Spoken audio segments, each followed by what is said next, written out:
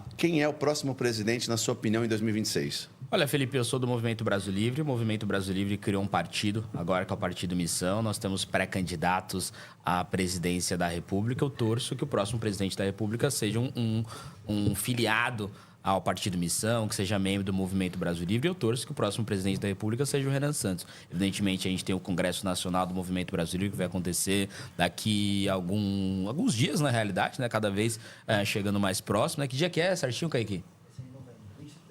23 de novembro tem o Congresso do Movimento Brasil Livre, onde a gente vai anunciar o nosso candidato à presidência da República. Eu, particularmente, sou da ala do MBL que torço para que seja o Renan Santos. E aí a gente vai para as cabeças, né? O Tarcísio deve ser candidato à presidência da República, o Lula deve ser candidato à reeleição, vai ter o nosso candidato do MBL. A gente vai apontar as contradições do Tarcísio e, sobretudo, as contradições do Lula. Eu espero que a população compre a nossa ideia, que o próximo presidente do Brasil seja um cara do MBL. Agora, sinceramente, tu acha que o Tarcísio tem mais chance do que, por exemplo, o Ratinho Júnior? Sim, né? Sim, tu acha? Não é questão de achar. Acho que as pesquisas mostram que o grau de conhecimento do governador de São Paulo sempre é maior que o grau de conhecimento do governador do Paraná. Esse é o tipo de coisa que pode alguém aparecer. Mas nas pesquisas de 86, né? Mas enfim, geralmente o governador de São Paulo é maior que o governador do Paraná, historicamente, né? São governos que geralmente são de direita, centro-direita. E as pesquisas agora mostram que o Tarcísio tem mais chance de ser presidente da República do que o Ratinho Júnior. Eu acho que são gestões muito parecidas, acho particularmente que a gestão do Tarcísio é melhor que a do Ratinho, que a do Ratinho copia muitas coisas boas do Tarcísio, e que bom que isso acontece, mas acho que o Tarcísio tem mais chance de ser o candidato que vai unir a direita bolsonarista do que o Ratinho, e acredito que o Ratinho também acha isso. Mas tu sabe, eu tenho uma visão um pouco diferente em relação a isso, por causa da rejeição. Porque quando tu associa Tarcísio ao Bolsonaro, de cara tu já, por 30% da população, tu está rejeitado. Assim como o Lula. Se ele mesmo vier outro nome, associado a ele, 30% do lado de lá vai rejeitar, fica 40%. Se vem um cara forte como o Ratinho Júnior, eu acho que o Zema não tem a mesma expressão, Caiado não tem a mesma expressão. Eu acho que por ele ser um cara novo e um apoio midiático da própria família, seja como for, sim, eu acho que ele vem com mais força que o Tarcísio, cara. Felipe, eu vou discordar, assim, completamente disso, né? Tem duas coisas, né? A primeira, a rejeição do Ratinho, ela é porque o Ratinho não tem a exposição do Tarcísio. O Tarcísio foi ministro do governo Bolsonaro, ele vai ter que abraçar todas as contradições e erros do Bolsonaro e do bolsonarismo. O Ratinho, não. Ele é um cara que ele vai crescer no centrão, com uma centro-direita paranaense, bastante, evidentemente, com a mídia do pai dele, mas também do trabalho dele. Ele é um bom governador do Paraná, então ele tem uma boa aprovação no Paraná. Agora, no Rio de Janeiro, eu tenho certeza que poucas pessoas sabem quem são Ratinho Júnior. Elas sabem quem é Tarcísio.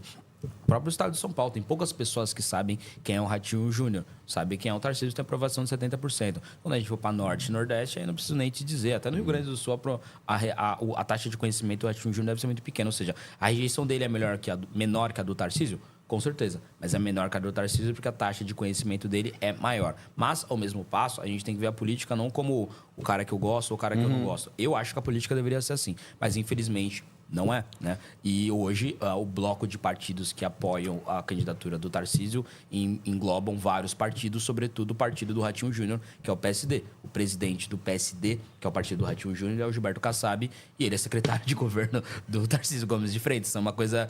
o Kassab apoia... O partido do Ratinho Júnior apoia o Tarcísio, né? Então, a não ser que ele saia do PSD... a chance dele ser candidato à presidência é muito difícil, entendeu? Posso te fazer uma última colocação? Claro. E se o Tarcísio não se candidatasse, não seria mais inteligente da parte dele, agora, nesse momento, no Brasil? Porque qualquer pessoa que disputar com o Lula vai ganhar. Qualquer pessoa que disputasse, em tese, com o Lula, agora, nesse momento, eu creio que tem mais chance. Apoiado pelo grupo Bolsonaro, estou falando. Tá. Eu disputei... Fala. Não, pode falar. Eu disputei a eleição de 2022, onde o Bolsonaro foi candidato e o Lula foi candidato, né? E o papo, inclusive, do Eduardo Bolsonaro, desde a pré-campanha, quando o Lula ainda estava preso, era que era muito melhor o Lula estar solto, porque ia reviver aquele sentimento de antipetismo e a população brasileira iria lembrar de todos os erros, as contradições e os escândalos de corrupção do PT, como o Petrolão e Mensalão, e não ia ter chance de alguém votar no PT. Cara, o Lula na eleição é sempre um bicho muito pesado. Ele é sempre o cara que, geralmente, ele é o favorito. Mas as pesquisas precisa... Cara, o Lula geralmente ganha. Igual, por exemplo, sei lá, não sei se você gosta de futebol, Felipão. Não gosto. Mas você torce pra que time? Eu sou sofredor, eu torço pro Santos.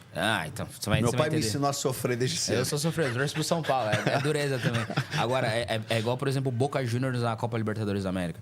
O Flamengo pode ter o melhor time do mundo, o Boca Juniors pode ter o pior time da história do Boca. Cara, caiu na bomboneira, tudo pode acontecer. Então, Lula na eleição é esse tipo de coisa. Então, não sei. Geralmente, o Lula, quando disputa a eleição, ele é o favorito. Então, não consigo ver qualquer um que ganhar disputar com o Lula. Cara, não sei. E a última vez que eu escutei esse papo foi na eleição passada. Quando o Bolsonaro falou, pô, com o Lula, se eu disputar contra o Lula, vai ter isso. O Lula ganhou a eleição do Bolsonaro e ele geralmente vence as eleições que ele disputa. Então, vai ser uma eleição difícil para qualquer lado. Para o MBL, para o candidato do bolsonarismo, que eu acredito que vai ser o Tarcísio, mas se for Ratinho vai ser ainda mais difícil. E vai ser difícil para o Lula também. Agora, é o Boca Juniors na Libertadores. É difícil ganhar do Lula. Estamos vivendo um momento muito delicado, muito complicado. Isso é óbvio.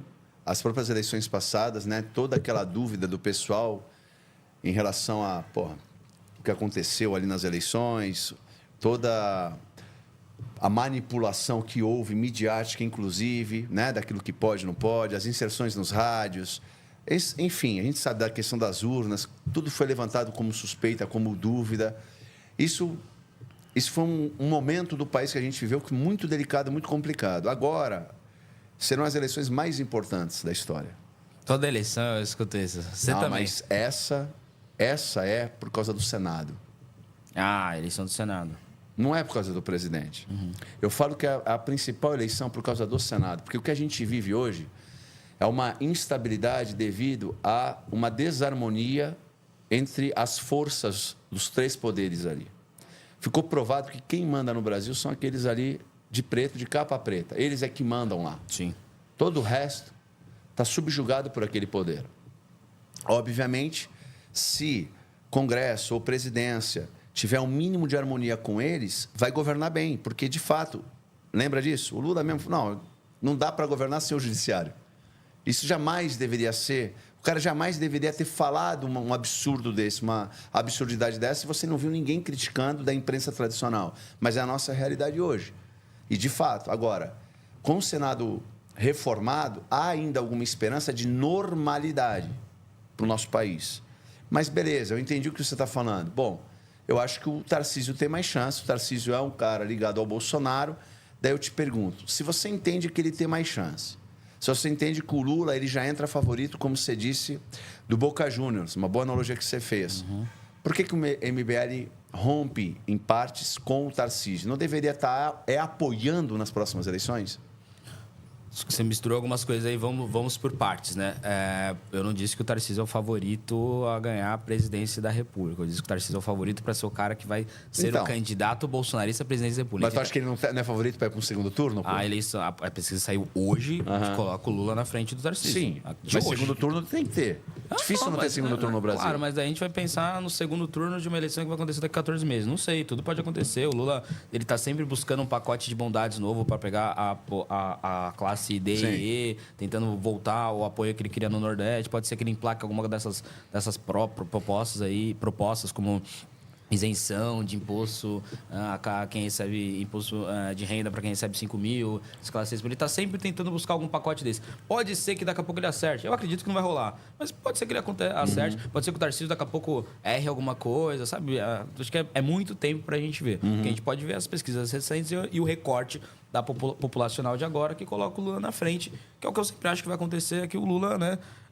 Eu tenho um pessimismo com o voto do brasileiro e com pessimismo com o Brasil, no sentido de que geralmente o brasileiro vai votar no Lula. Eu sei que dói, eu sei que você... Meu Deus, mas o brasileiro não viu o Mensalão, não viu o Petrolão. Cara, parece que viu e parece que ele continua votando no PT. É triste, eu gravo vídeo na rua, eu tô dentro de um parlamento que a segunda maior bancada é do PT. O PT acabou de fazer 100 deputados para a Câmara dos Deputados, vários senadores, o presidente da República do PT. Enfim, o PT tá muito forte. Dói dizer isso? Dói. A gente tem que combater essas coisas, mas o PT tá muito forte. O segundo passo é sobre a eleição muito importante, ser uma eleição para o Senado. Eu concordo.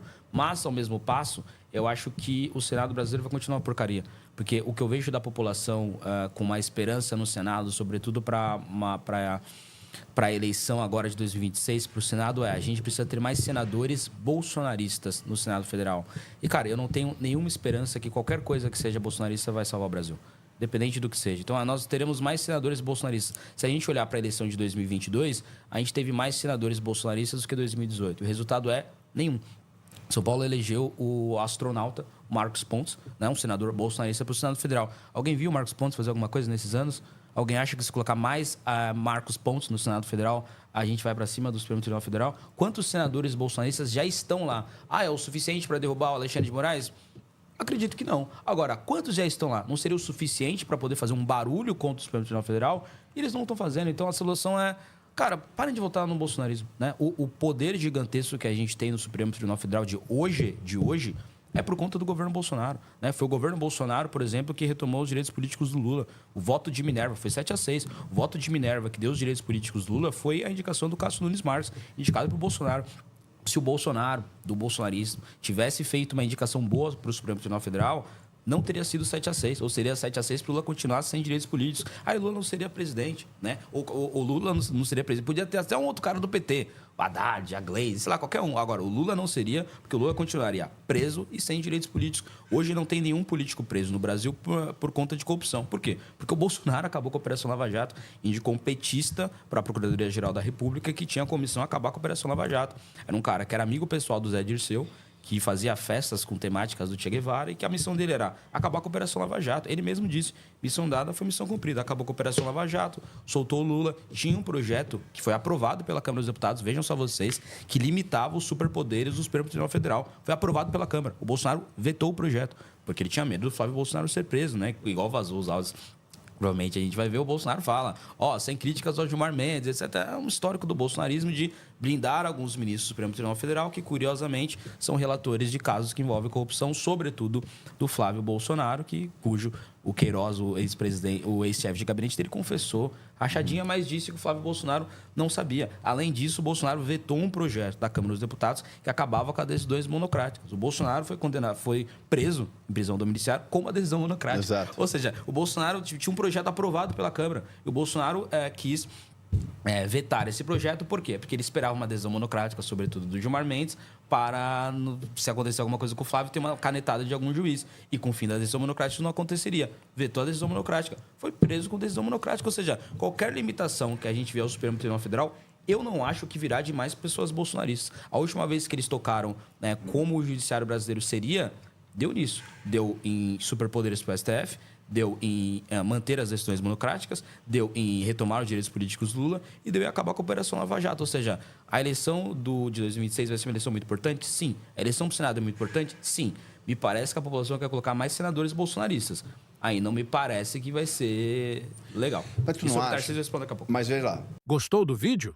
Para mais vídeos como esse, se inscreva no canal Inevitável Cortes. Deixe o like. Comente abaixo o que achou da análise.